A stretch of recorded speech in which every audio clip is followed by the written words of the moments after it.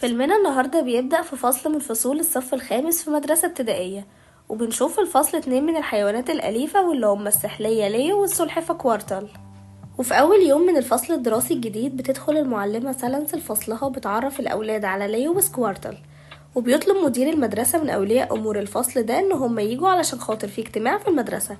وبيكلمهم في الاجتماع ده إن المدرسة سالنس هتاخد أجازة طويلة شوية وده لأنها حامل، وهيكون في مدرسة بديلة مكانها هتقوم بدورها لحد ما ترجع بالسلامة. وفي الوقت ده بيكون في 2 من أولياء الأمور بيتفرجوا على ليو وسكوارتر، وواحد منهم بيقول إن عمر السحالي اللي من النوع ده بيكون 75 سنة بس.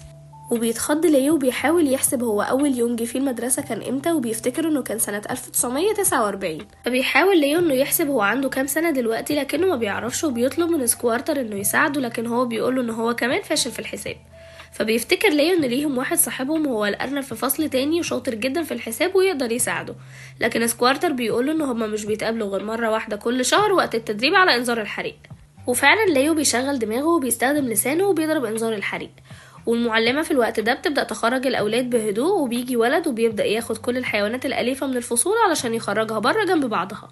وفعلا بيقابل ليو الأرنب وبيقوله على تاريخ ميلاده وبيطلب منه يساعده ويحسب له هو عنده كام سنة دلوقتي. وبيتصدم ليو لما بيعرف انه هو كده عنده 74 سنة، يعني فاضله سنة واحدة بس ويموت. وبيرجعوا تاني على الفصول بعد ما بيعرفوا ان انذار الحريق ده كان انذار كاذب. وبيظهر ليو قد ايه هو حزين ومهموم لان عمره ضاع من غير ما يستمتع بيه. وفي تاني يوم بتيجي المدرسة البديلة لسالنس واسمها ماكين، واللي بيبان ان طريقتها مختلفة تماما عن المدرسة سالنس. وفي اخر اليوم بتطلب من الولاد ان هما حد فيهم يتطوع علشان ياخد حيوان من الحيوانات الاليفة معاه البيت يقضي معاه الويك اند. وبيتحمس ليو جدا للموضوع ده، لكن سكوارتر بيفكروا قد ايه كانوا بيتعذبوا لما كان الاطفال بياخدوهم معاهم على البيوت بسبب اللي كانوا بيعملوه فيهم. لكن ليو بيقوله ان دي خطة منه وان هو هيهرب من الطفل اللي هيروح معاه علشان يقدر يعيش السنة اللي باقياله زي ما هو عايز. ودي بقى سمر اللي بترفع ايديها وبتبدأ تتكلم عن أهمية تربية الحيوانات الأليفة، واللي بيبان انها بنت رغاية جدا. فبتتعصب عليها مالكين وبتطلب منها انها تاخد الصندوق وتختار الحيوان الأليف اللي عايزة تاخده معاها. وفعلا سمر بتختار ليو وبتاخده معاها على البيت. وبتاخده سمر وبتطلعه على اوضتها وبتسيبه جوه الصندوق وبتمشي. وبيستغل ليو انشغالها مع اهلها طول اليوم، وبيحاول ان هو يخرج من الشباك وقت ما بيلاقيه مفتوح، لكن بيفضل يمشي على الحيطة وبيلاحظ قد ايه هو بيمشي بالراحة جدا، وبيفضل يمشي من الصبح لحد بالليل، وده بسبب ان هو وزنه تقيل. ولما بيوصل للشباك اخيرا بتدخل سمر عليه وبتكون عايزة تأكله، لكن بتتفاجئ انه مش موجود في الصندوق بتاعه. وبتبدأ تدور عليه لكن ما بتبقاش لاقياه. وسمر اللي بتحاول انها تفتح الستارة وقتها ليو بيتنطر جامد جدا وبيتخبط في الحيطة وبيقول ان ده شيء مؤلم جدا. فبتسمعه سمر وبتتخض جدا من صوته، وخصوصا لما بتعرف انه بيتكلم. وبتنده على مامتها لكن ليو بيحاول يسكتها وبيقولها انها ما ينفعش تقول لاي حد ابدا انه بيتكلم لانهم هياخدوه ويعملوا عليه تجارب ويعذبوه. وبيضحك عليها ليو بيفهمها انه ما بيتكلمش مع اي حد ابدا غيرها هي، وده لانها طفلة مميزة جدا وانها لازم تخلي ده سر ما بينهم. وفعلا بتوافق سمر وبتكون فرحانة جدا لان ليو هو اول حد يقولها كلام حلو زي ده، وانها فعلا حاسة انها طفلة مميزة جدا. وقتها بتقوله ان الناس كلها بتتضايق منها لانها بتتكلم كتير، فليو بيقترح عليها ان هي تبدأ تسأل الناس عن الحاجات اللي هي نفسها تتكلم فيها، وتديهم وقت ان هم كمان يشاركوا افكارهم. وبعد ما بتخلص الاجازة بترجع سمر ليو للفصل تاني، ووقتها بتحاول تعمل بنصيحة ليو بانها تشارك اصحابها وتسيبهم هما كمان يعبروا عن نفسهم.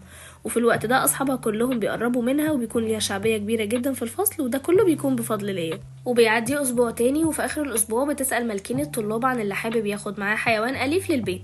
فبترفع سمر ايديها تاني لكن ملكين بترفض وبتقولها انها لازم تسيب فرصة لزمايلها. وبيرفع طالب اسمه إيلاي ايده وبيطلب ان هو ياخد معاه ليو للبيت. وبيظهر قد ايه إيلاي هو طفل من عيلة غنية جدا لدرجة ان هم مخليين معاه درون بيكون معاه في كل مكان علشان يحافظ على سلامته ويحميه من اي حاجة ممكن تحصل له. وبيبان ان اهله قد ايه بيخافوا عليه من اي حاجة ممكن تأذيه. وبمجرد ما إيلاي واهله بيطلعوا للدور اللي فوق بيستغل ليو الفرصة علشان يهرب، لكن بتيجي المكنسة الكهربائية اللي بتمسك في ديله وبتفضل تشد فيه. وفي الوقت ده بينقذوا الكلب بتاع إيلاي، لكن بيكتشف ليو ان ديله اتقطع، لكنه ما بيهتمش لانه كده كده هيرجع يكبر تاني. وفجأة بيجي إيلاي وبياخد ليو معاه على اوضته، وبيتفاجئ إيلاي ان ليو بيتكلم، لكن ليو بيقوله انه بيتكلم معاه هو بس، وده لانه طفل مميز جدا وان ده لازم يكون سر ما بينهم وانه ما ينفعش يقول لأي حد. وبيبدأ إيلاي يحكي ليو قد ايه هو متضايق انه مش قادر يعيش طفولته براحته وانه يكون حر ويعمل اللي نفسه فيه، وده لان الدرون بيكون معاه في كل حتة. وليو بيقترح عليه انه يكتب جواب للدرون ويقول له كل اللي هو حاسس بيه. وتاني يوم بيدي إيلاي الجواب للدرون اللي بيزعل جدا وبيرمي نفسه في صندوق الزبالة، لكن ليو بيقول لإيلاي انه هيتعود وهيتأقلم على الوضع الجديد. وبيبدأ إيلاي ينطلق ويلعب براحته ويعيش بحرية زي ما كان عايز بالظبط. وبتخلص الأجازة وبيرجع ليو تاني للصندوق بتاعه في الفصل، وبيعدي أسبوع تاني وبتسأل مالكن الطلاب عن اللي حابب ياخد معاه حيوان أليف تاني للبيت. فبيرفع إيلاي وسمر ايديهم تاني وبيتكلموا عن قد ايه ليو هو حيوان جميل وانهم اتبسطوا جدا وهو معاهم. وفي الوقت ده بتسمعهم صاحبتهم جايدة واللي بتطلب من المعلمة ان هي هتاخد معاها ليو للبيت الأسبوع ده. وبيروح ليو مع جايدة البيت فعلا وبيكتشف قد ايه هي حزينة ووحيدة جدا، وده بسبب تحكم أهلها في كل حاجة بتعملها، وان هي من عيلة غنية جدا وعلشان كده لازم كل تصرفاتها تكون بحساب. وفي الوقت ده بيكلمها ليو وبيقول لها ان هو يقدر يساعدها، فبتتخض جدا جايدة لما بتسمعه بيتكلم، وبيقول لها انه بيتكلم معاها هي بس، وده لانها طفلة مميزة وان ده لازم يكون سر ما بينهم وان ما ينفعش تقول لأي حد ابدا. وبيقول لها ليو انه هو بس عايزها تكون مبسوطة وانه عايز يحاول يساعدها. فبتحكي له جايدة انها متضايقة جدا ان اهلها بيتدخلوا في كل حاجة في حياتها حتى طريقة معاملتها مع زمايلها، وان في بعض من زمايلها بيعتبروها متكبرة، وده لانها مضطرة تتعامل معاهم بطريقة معينة، وده لانها من عيلة راقية. لكن ليو بيقترح عليها انها تتعامل بطبيعتها مع الناس كلها وبيوريها قد ايه هي بنت جميلة.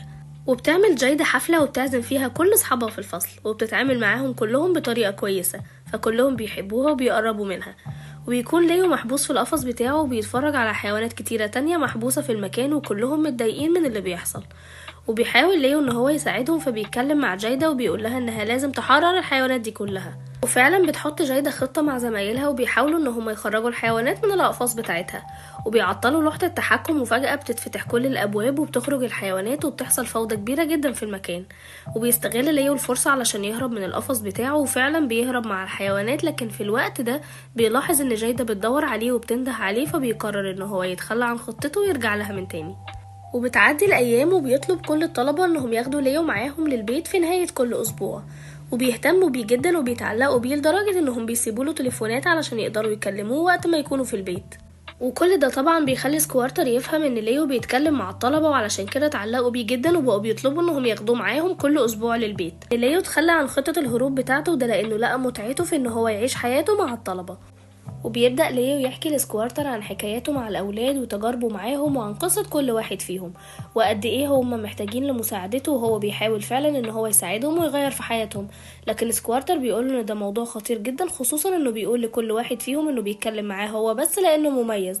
لكن ليو بيقول انه ده مش مهم طالما انه هو فعلا بيأثر في حياة الطلبة. وفي اخر الاسبوع بيطلب ولد اسمه انتوني ان ياخد ليو معاه للبيت، لكن ليو بيتخض جدا لان انتوني معروف عنه انه طفل مشاغب جدا وعنيف. وبيستخبى سكوارتر وبيروح معاه، واللي بيضحك على ليو وبيفهمه انه رايح معاه علشان يحميه من انتوني لو حاول يأذيه. وبمجرد ما بيوصلوا على البيت بيتكلم سكوارتر بنفس الطريقة اللي بيتكلم بيها ليو مع الطلبة، وفعلا بينجح انه يخلي انتوني يتكلم معاه ويحكي له عن مشاكله. لكن بيفشل سكوارتر في انه يحل مشكلة انتوني، واللي بيخليه صاحي طول الليل وزعلان. وفي الوقت ده بيشوف ليو اللي بيكون زعلان عليه جدا وعايز يساعده، وبيستنى لحد ما سكوارتر ينام علشان يتكلم هو مع انتوني. وبيروح له فعلا ليو وبيتكلم معاه عن قد ايه هو طفل قوي وقادر ان هو يتجاوز محنته ويحسن من المستوى الدراسي. وبيتحسن المستوى الدراسي لكل الطلبة اللي موجودين في الفصل، وده بيخلي مدير المدرسة يفتكر ان التحسن ده بسبب المدرسة الجديدة مالكين.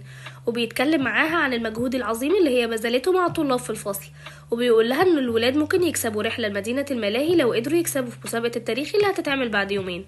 سكوارتل بيحس بغيرة شديدة من ليو، وخصوصا بعد ما كل الطلاب بيهملوه هو وبيهتموا بليو بس. وقتها بياخد واحد من التليفونات اللي معاه وبيصوروا فيديو من غير ما ياخد باله وهو بيكلم كل الطلاب في نفس الوقت، وبيبعت الفيديو ده لكل الطلاب في الفصل، واللي بيتصدموا جدا لما بيعرفوا ان ليو كان بيخدعهم طول الوقت ده. ليو بيحاول يفهمهم انه كان بيعمل كده علشان يساعدهم ويخلي حياتهم احسن، لكن هم مش بيصدقوه. وفي الوقت ده بتسمع المدرسة مالكين ليو وهو بيتكلم زيه زي البني ادمين، وبتفهم ان هو كان بيكلم الولاد طول الوقت ده وعلشان كده هم كانوا مهتمين بيه، وان هو سبب التطور الدراسي المفاجئ اللي حصل لكل الطلبة. وبتستنى مالكين لما كل الطلبة بيمشوا وبتاخد ليو معاها على البيت، وبتتكلم معاه عن قد ايه هي متضايقة جدا ان بالرغم من سنها ده الا انها لسه مدرسة احتياطي وما بقتش مدرسة اساسية زي بقية زمايلها. وبتتأثر مالكين بكلام ليو فعلا وبتقرر انها تعمل بيه. وبيجي يوم المسابقة التاريخية اللي المدرسة اعلنت عنها، وكل طالب من الطلاب بيختار شخصية تاريخية يتكلم عنها. وفي الوقت ده بتكون مالكين محتفظة بليو معاها في جيبها علشان يساعدها لو حست انها محتاجة مساعدة.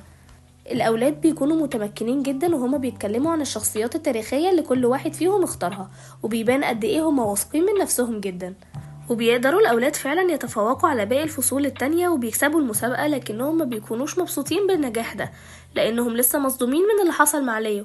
أما مالكين فبتكون طايرة من الفرحة، وده لأنها خدت جايزة أحسن مدرسة احتياطية، وفرحة مالكين دي خلتها تطمع انها تنسب كل النجاح ده لنفسها، فبالتالي حاولت تتخلص من ليو بانها ودته للحديقة العامة وقالت له انه هيكمل حياته هنا، وكذبت عليه وفهمته ان الولاد خسروا المسابقة وانهم متضايقين منه لانه هو كان السبب.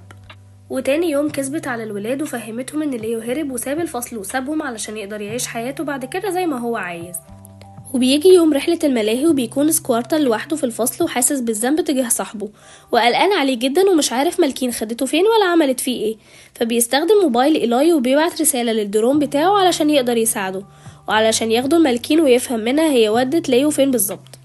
وفعلا بيجيله الدرون وبيروح ورا الباص وبيتكلم سكوارتر مع الولاد وبيفهمهم انه صور ليو بالموبايل من غير ما ياخد باله، وده لانه كان غيران منه، لكن ان ليو بيعمل كل ده فعلا علشان يساعدهم ويخلي حياتهم احسن. وحكى لهم ان ليو فاضله سنة واحدة بس في عمره ويموت، وان كان هدفه الاساسي ان هو يعمل حاجات تخليهم يفتكروه بعد ما يموت.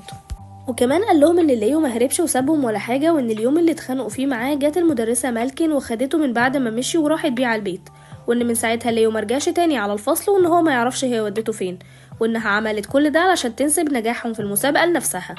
بيتصدموا الولاد جدا من اللي بيسمعوه، ما بيكونوش مصدقين وبيضغطوا جدا على مالكين علشان يعرفوا منها مكان ليو الحقيقي، فبتعترف مالكين بكل حاجة وبتقول لهم فعلا ان هي اللي خدت ليو وودته للحديقة العامة وانها سابته هناك، وبتعتذر لهم جدا عن اللي حصل وبتقول لهم انها عملت ده لانها بس كانت عايزة تحس انها ناجحة، وبتساعدهم فعلا ان هم يروحوا للحديقة العامة وينقذوا ليو. وبس كده، لو عايزين تعرفوا نهاية الفيلم وايه اللي هيحصل مع ليو والولاد هيروحوا فعلا ينقذوه ولا لا، اتفرجوا على الفيلم واكتبولي رأيكم في الكومنتس واكتبولي اذا كان الفيلم عجبكم ولا لا، وما تنسوش تعملوا لايك وسبسكرايب وتفعلوا زر الجرس.